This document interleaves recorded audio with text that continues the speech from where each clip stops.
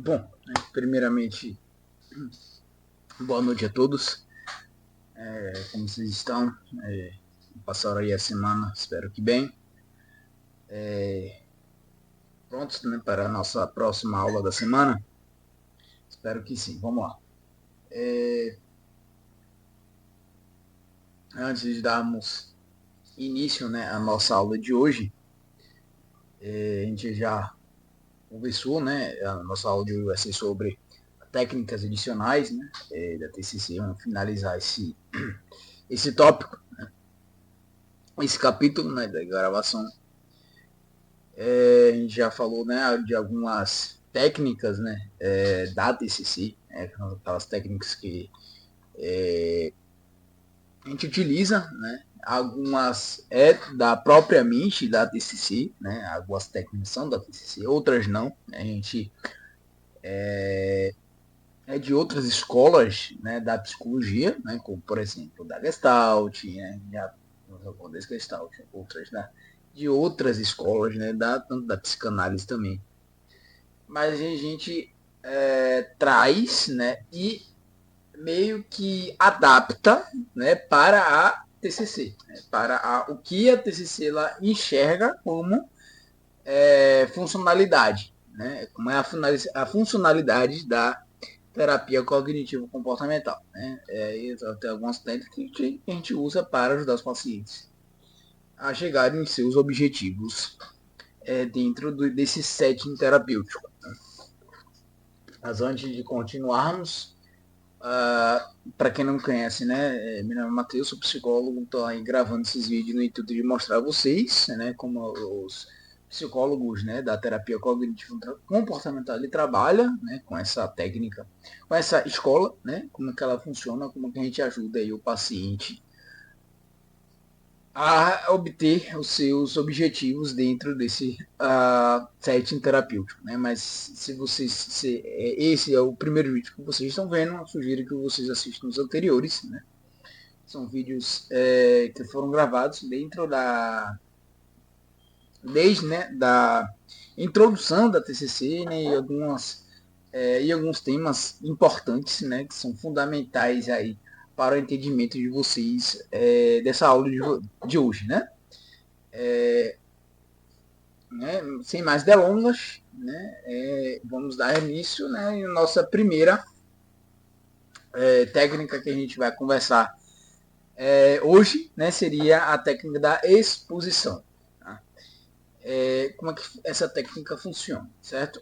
Os pacientes deprimidos, ansiosos, né, costumam se engajar em evitação, né, numa estratégia de enfrentamento. Eles podem se sentir sem esperança para se engajar em certas atividades. Como por exemplo ligar para os amigos, né, não vai me fazer bem. Então eles evitam ligar. Tá? Ou tenebrosos, né, se eu fizer uma atividade algo ruim vai acontecer. Né? Então essa técnica ajuda o paciente a evitar, né, esse comportamento, esse ação de evitação, né, das atividades. Como, por exemplo, né, muitos pacientes com depressão mesmo, né? Como, por exemplo, evitam certas atividades, né? Como, por exemplo, trabalhar, como fazer atividades cotidianas, né? Como atividades caseiras, né? Trabalhar, né? Interação social, né? Eles evitam, né? Com um objetivo de se eu evitar essa exposição, né? Eu não vou ter a consequência, né, de me sentir ansioso, de medo, né, de o que vai acontecer, né, se o paciente ele chegar a ter essa experiência, né, de ir, né, de trabalhar, de né, ter esse contato em interação social. Né? Então, a gente faz com que eles essa técnica ajuda, né, nesse sentido, né, a gente expõe o paciente, né, gradativamente a situações estressoras, né, situações que ansiogênicas, né, para o paciente. A gente vai ensinando o cérebro dessa pessoa que essa atividade ela não é perigoso para o ser humano, né? Onde a gente dentro do nosso cérebro a gente tem, né, aquela fase de parasimpático não simpático, né? Então é a sensação de luta e fuga, né? Então assim, quando a gente está em perigo, né, a gente tem a tendência a fugir, né? Ou a evitar, né, essa situação, né? Evitar se propor a agir nessa situação, né? Enfrentar esse medo, digamos assim, né? Então aí com essa técnica a gente vai cada vez mais diminuindo esse medo, né? E mostrando ao nosso cérebro que essas ações não são ações ansiogênicas. Então, aos poucos, o paciente vai conseguindo voltar às suas atividades, né? Ter um contato com situações que antigamente trazia medo, né? Então, tem um contato mais proveitoso, digamos assim, né, com interação social, com essas coisas.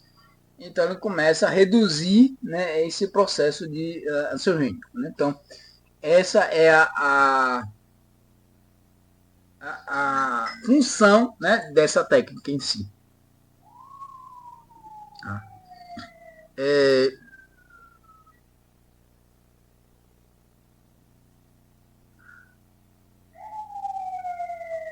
Antes de darmos continuidade a nossa falar da nossa próxima técnica, né, gostaria de chamar a atenção a uma observação importante. Né? Quando o paciente tiver muito medo em fazer as exposições, você poderá precisar permitir que ele use o comportamento de segurança inicialmente, né? Tendo alguém no carro com ele, ou quando dirigir atravessando uma ponte, por exemplo, ou então você próprio, né? Você psicoterapeuta, né? Então é necessário esse processo, né? A gente vai fazer um processo inicial. É interessante, não é, às vezes não é possível, né, se fazer isso, mas caso possível, né, é interessante, né, que o paciente que o psicoterapeuta ele vá com o paciente, faz essa ação, né, junto com o profissional, ou então nas sessões, né, a gente prepare o paciente, né, para se na ação, né, se ocorrer essa ação e ocorrer o comportamento, ocorrer a situação que faz que o paciente sinta medo, né, então a gente começa a criar estratégias, né, repertório cognitivo para superá-lo, né, essa dificuldade e ela conseguir fazer essas atividades, certo? A nossa próxima técnica que a gente vai conversar um pouco mais, né, é a dramatização. O que é essa técnica? Né? A dramatização ela é uma técnica que pode ser usada para uma ampla variedade de propósitos. Descrições de dramatizações elas podem ser encontradas ao longo desse livro. Né? Caso vocês queiram tá buscando, né, tá estudando mais, é o livro de Judith, né, que é a base das nossas aulas, né, que seria terapia cognitivo-comportamental, né, da terceira edição de Judith Beck. Sugiro aí, caso se interessam por essa técnica, tá lá. Tem alguns capítulos, né, sobre essa técnica, incluindo as que revelam pensamentos automáticos, desenvolvem uma resposta adaptativa e motivam crenças intermediárias e nucleares. Né? As dramatizações também são úteis na aprendizagem, né, e na prática de habilidades sociais. Então, assim, a gente dramatizar, né, situações. Por exemplo, né, um paciente vem aqui ao consultório e diz: eu não sei como falar com o meu chefe para pedir um aumento. Um exemplo. Ou então, pedir para adiantar séries, uma situação assim. E aí o paciente, ele dramatiza, né? O psicoterapeuta ele vai dramatizar essa técnica, né? De dramatização, ela vai criar um enredo, criar uma história, né? Do tipo, tá, vamos lhe mostrar uma chance, um repertório cognitivo de como você vai ter esse diálogo com o seu chefe. Então aí você faz, né? O paciente ser o, o cliente que vai pedir o aumento, né? E você, psicoterapeuta, ser o chefe.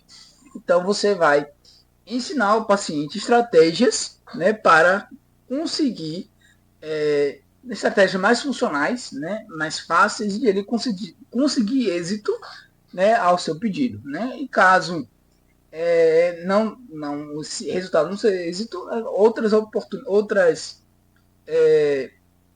formas, né, de aceitar, né, ter repertório cognitivo para também, né, aceitar um desfecho negativo, né? Então, preparar o psicológico também, né, para esse desfecho negativo também. Uma outra técnica, né, que é a terceira de hoje, que a gente vai trazer, né, para vocês, né, o uso da técnica da pizza, né? O que é isso?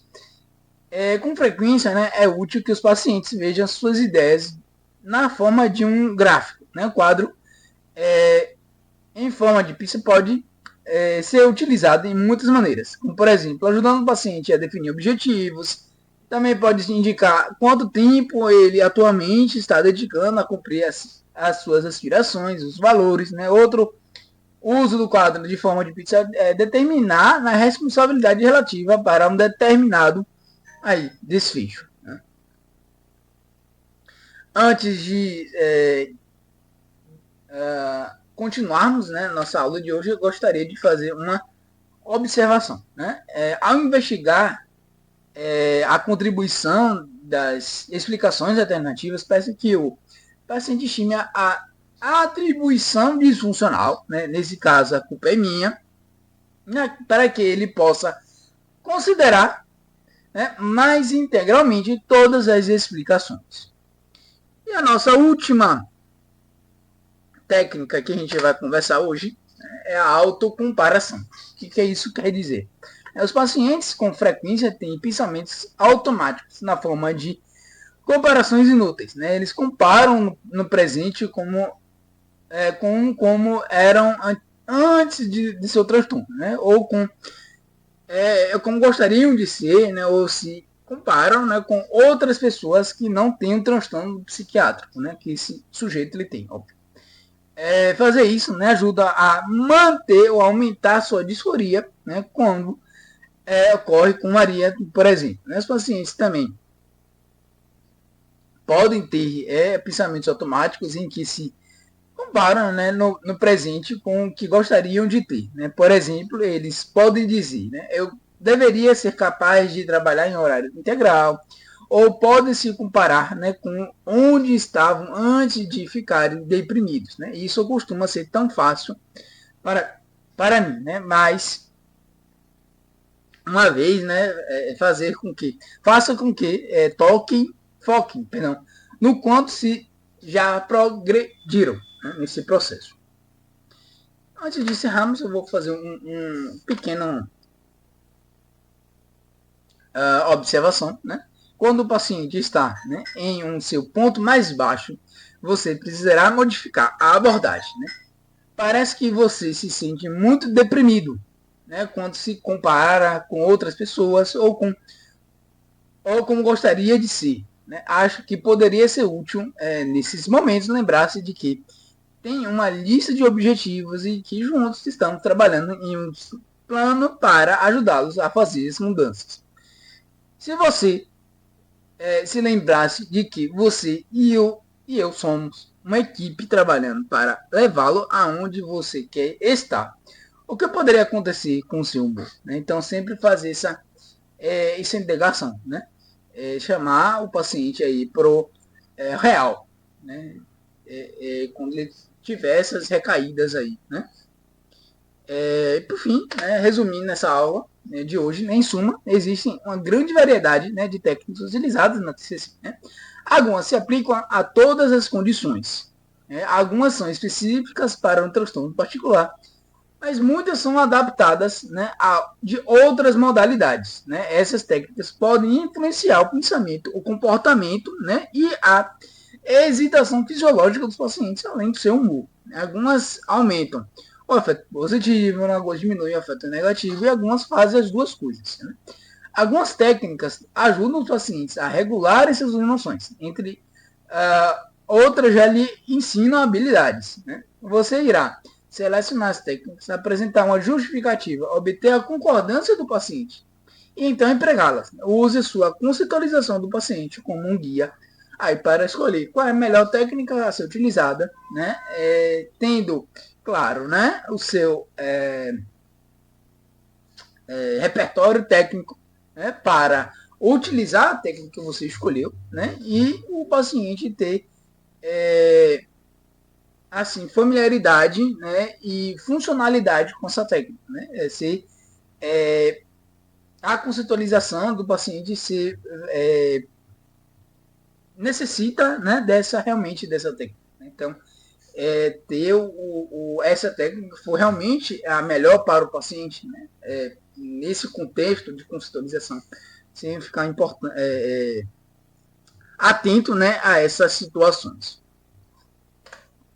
Para finalizarmos, né, eu vou deixar aí uma pergunta para a sua reflexão. Né, fique à vontade, se querer responder, eu vou deixar aí o meu e-mail nesse vídeo, né, no próximo slide, para você usarem, né, como resposta para essa pergunta. Não, então, tirar dúvidas, curiosidades, fiquem à vontade. Né?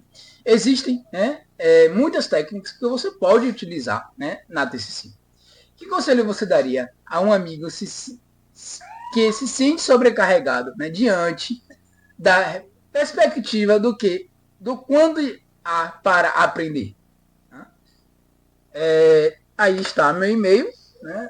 Como já falei, fiquem à vontade, eu estarei aí à disposição, né, para ajudar vocês da melhor forma possível. Né? No mais, espero que tenha gostado desse vídeo, né, tenha entendido um pouquinho dessas técnicas, né?